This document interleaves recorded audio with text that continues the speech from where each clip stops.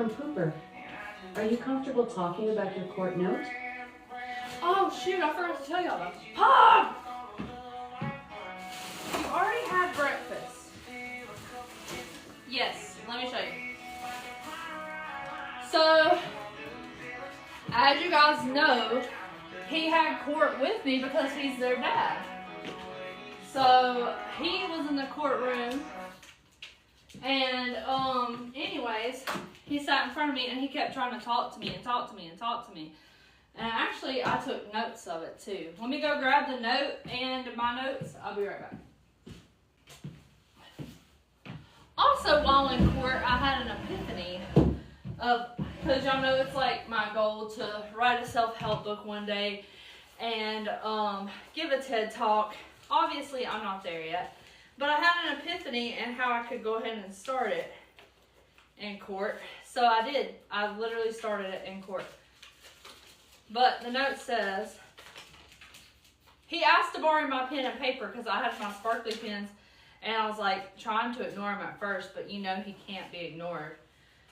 So he wrote me a note. It says, "You look beautiful. I'm glad you're happy. Listen to 2 songs when you can. Smile and Just in Case by Morgan Wallen." Okay, there's a lot of grammatical errors and spelling errors on this, but I'll let you guys see.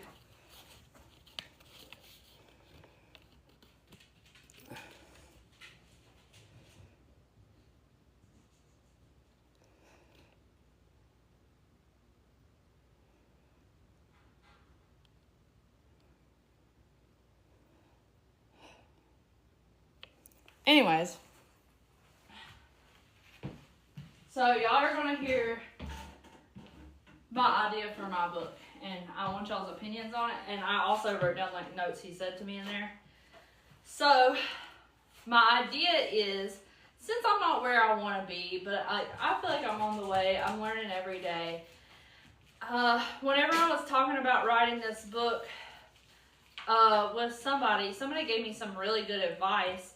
I'm like, yeah, I'm working on a book because I was working on a book that took place in Iceland and stuff, one of my mini book ideas. But he was like, "Oh, do you have an ending?" I'm like, "Not yet, but I have a good idea." And he was like, "You have no book if you have no ending. You have to have an ending. You have to know that before you start, otherwise the book will never end." And I was like, whatever, you know, like, he don't know what he's talking about. I'll get to the end eventually. I never could get to the end of that book because I did not have an ending.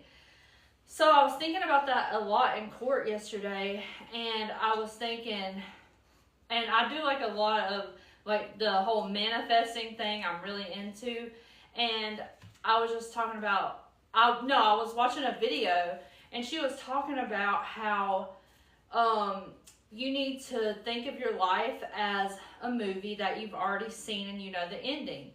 What's the ending? And the ending is like she gets the dream job, she gets the dream life, she gets everything she wanted, you know the ending. But a movie is not a movie without ups and downs and a whole process. So you know what happens at the end, we just don't know the process. So I was like reflecting on that and the advice I had already got. And I got to thinking, okay, I'm going to write my book and start with my ending. Like, and literally I have the ending of my, like the whole happily ever after completely wrote out exactly how I want it. And then I'm just going to journal my days every day until it happens. So while I was in court, let's see, we're up here. Here we go. I was in court for forever. All right. So I'll just read you my thing so if you're new here, you can be caught up too. All right, allow me to get you up to speed. I am sitting in a courtroom, attendance policy. Judge just walked in, BRB. It's been a few weeks since I got the 50B on my kid's dad. He isn't supposed to be speaking to me, but he just passed me this note. I'm going to put a little picture of the note. If you are new to my story, I'll give you a quick rundown. We got married in 2016, and I kind of knew it was a bad idea, but I always seen the good in people. The marriage ended after so much nonsense. I can't believe I put up with all this, and I'm going to in my book, I'm going to list out every little thing just in bullet points.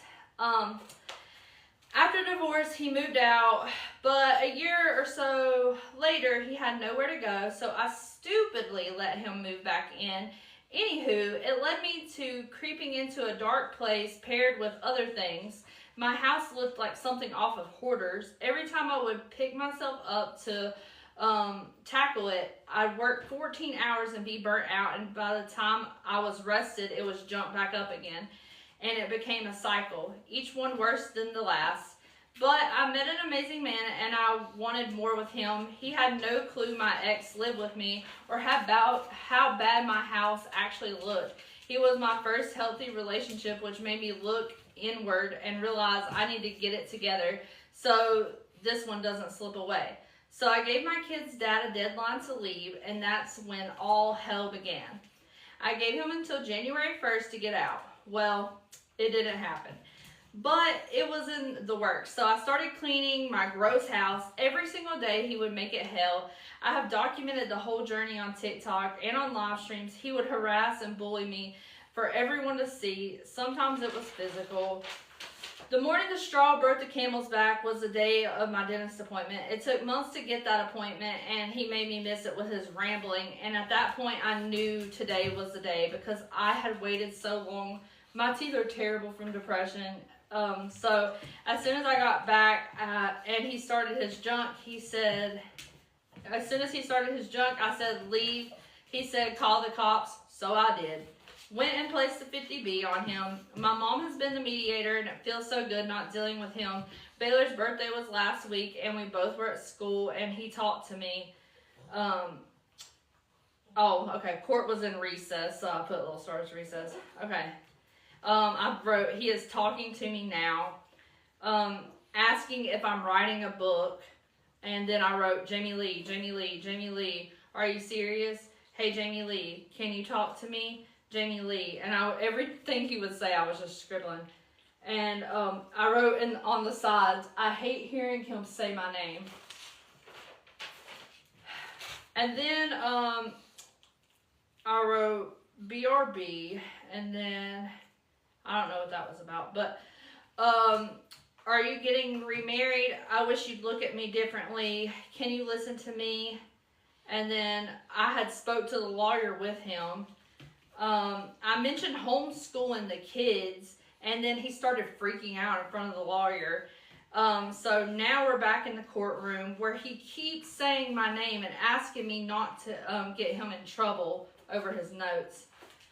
I said, like, he kept on saying my name over again. I said, what? He said, promise you won't tell on me. I said, fine, just quit talking to me. He makes my whole body hurt. Anywho, you're all caught up. And then I wrote on here, this is a whole chaos because it was chaos. He keeps talking. Did you see my house? And I'm just ignoring him. Jamie Lee, Jamie Lee, Jamie Lee, Jamie Lee, Jamie Lee, Jamie Lee, Jamie Lee, Jamie Lee. I'm sorry. Can I just say I'm sorry? And then I wrote with underlined letters, where is this judge? Because we're waiting in the courtroom for the judge to come back in. And I wrote, I wish he would quit looking at me. He is asking for his note back. And I wrote again, Jamie Lee, Jamie Lee. Every time he would say Jamie Lee, I wrote it. Look how many JLs I got on here. Jamie Lee, can I have that note back? Jamie Lee. And then I wrote in stars, just moved.